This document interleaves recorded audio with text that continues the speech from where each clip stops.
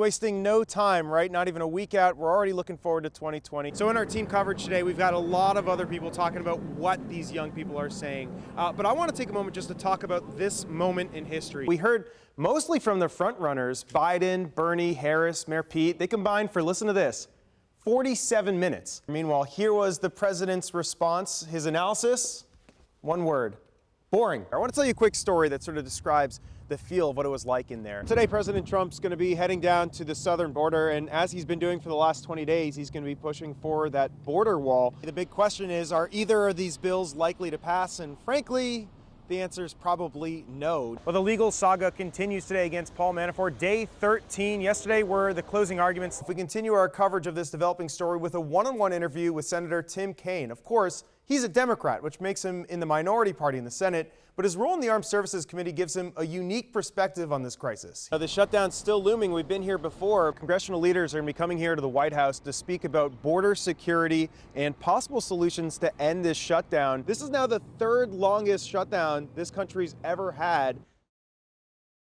The fund's been around since 2001. Initially, it was just for the families of those killed during 9/11, but as thousands started to get sick with cancers, respiratory problems, it was expanded to help them as well. In February, though, it was announced that claims would be cut by, listen to this, 50% for pending claims, 70% for all new claims, something which first responders called a disgrace at this hearing today. I was just a 25-year-old probationary firefighter on that beautiful Tuesday morning of the 11th. Their stories are all different. In the moments after the Pentagon was attacked, I became what is known as a 9/11 first responder. But in front of Congress this morning, they had a similar message. My husband died a few weeks ago of 9/11 related brain. They're firefighters, police officers, widows. Their message to Congress is simple.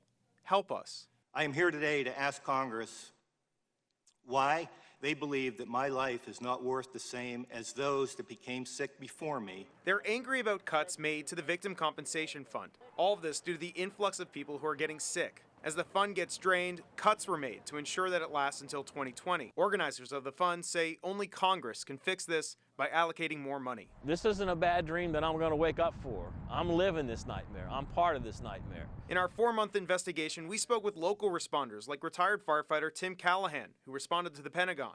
He, too, was calling on Congress to act. Put the money where your mouth is. You said never forget, then don't forget.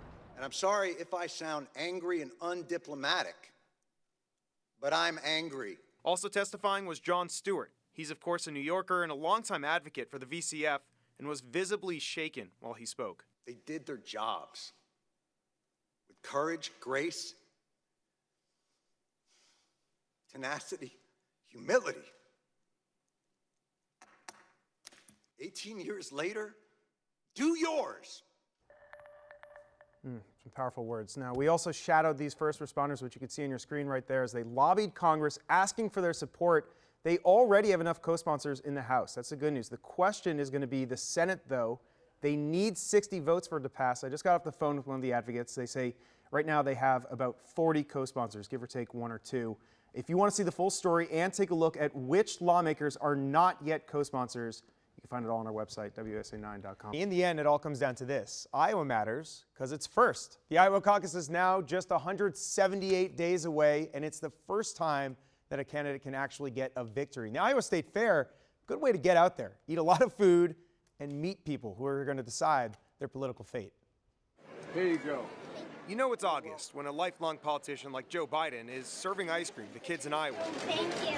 It's an event that embraces politicians, to the point that there's actually a political soapbox at the fair. Hello, Iowa. A chance for lesser-known candidates like Steve Bullock to speak to the people.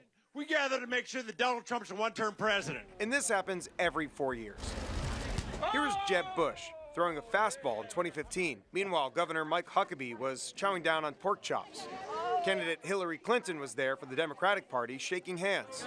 And of course, so was then candidate Donald Trump. So why spend so much time in Iowa? Well, the basic premise here is momentum. Since it's first, candidates who do well here can skyrocket in the polls. President Jimmy Carter is often credited as being one of the first candidates to figure this out. He was a lesser-known governor from Georgia, and he basically camped out in Iowa. He spent a ton of money on local advertising, and in the end, it worked. He did surprisingly well in Iowa, attracting national attention. From there, he'd win the nomination and then the presidency. Open for business.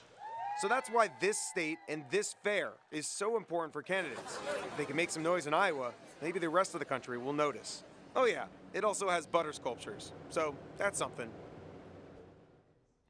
All right, so what's really interesting about 2020 is that we could have a bit of a reversal on our hands, and here's why. To qualify for the next debate, one of the qualifications is 400 donors from 20 different states. So that means these candidates can no longer just camp out in Iowa. They need to spread their attention across the country. And you know, Andy, some may say this is actually a good thing. Iowa has the 31st largest population, and yet obviously it gets a whole lot of attention this time of year. Right now, we're hearing a lot about obstruction and collusion, and we should. It matters. But there's something else in this report that we should all be focused on. Russia attacked our election. We've known this for a while, but the details in this report are staggering. Of course, there was the hacking. An agency known as GRU stole emails to help one candidate and hurt another. And that's terrible. But I'm really concerned about what they did to us on social media. They played us. And frankly, we deserve a lot of the blame. You see, Russians pretended to be activists. They posted things that would no doubt get us fired up. And we all fell for it. And before you get mad at the other side, consider this. They were pretending to be activists on both sides. All in all, these posts reached an estimated 126 million Americans. And this is happening right here at home. Remember Jen Abrams? She was that Virginia Trump supporter with 70,000 followers on Twitter. Then we found out she was actually a fake person created by the Russians, again, to make us angry. And that's the main point I want to make. They were playing on our most divisive feelings. They knew what would make us angry, and they posted about that. They wanted us to hate each other.